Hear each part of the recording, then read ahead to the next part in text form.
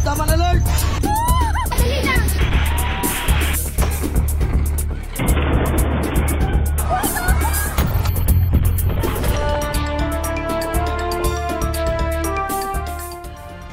Ospital dapat ang last facility standing. Yan ang sabi ng Department of Health sa gitna ng paghahanda at pagpapatibay sa mga ospital sa Metro Manila sakaling tumama ang The Big One. Balitang hatid ni Maki Polido.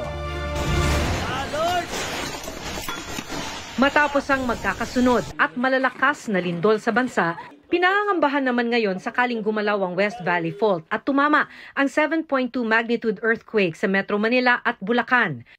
Handa nga ba ang mga ospital sa bansa para tugunan ang mga mangangailangan ng atensyong medikal? Ito ang gustong paghandaan ni Health Secretary Ted Herbosa. At least make sure we will be the last facility standing. In a big one, tayo ang dapat huling facility na hindi babagsak. May mga naka-assign na mga DOH hospital na magsisilbing primary healthcare facility north, south, east o west quadrant ng Metro Manila na dapat paghandaan ang dagsa ng pasyente. Sa North Quadrant, isa sa primary facility ang Dr. Jose Rodriguez Memorial and Sanitarium sa Caloocan City. Sa ngayon, nakahanda na sa kanilang warehouse ang mga generator set, hospital field bed, tents, medical equipment at gamot na tatagal ng 2 linggo. Kung dumagsa ang mga pasyente, sa parking lot itatayo ang mga tent na magsisilbing field hospital. Uusod na yung triaging natin malapit sa gate. So doon pa lang, i-check na natin yung mga patients kung ano nga silang category, kung sila ba ay walking wounded or sila ay urgent. So yung makakapasok lang sa banda rito is the red patients.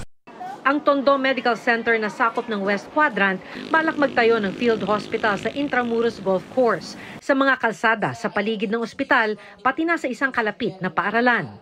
Pag bumaksak po ang ospital namin, kinlear ng engineering namin na pwede namin gamitin yan, that will be our temporary hospital. May mga ospital mula sa rehiyon na sasaklolo sa mga naka-assign na primary healthcare facilities sakaling tumama ang The Big One.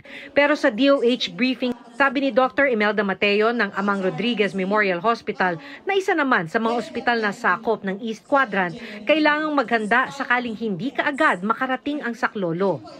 So kung sino yung first wave na tutulong sa amin, manggagaling pa sa Visayas. Yung second wave sa Soksa dyan pa po manggagaling. Paano po kung sira na lahat ng airport?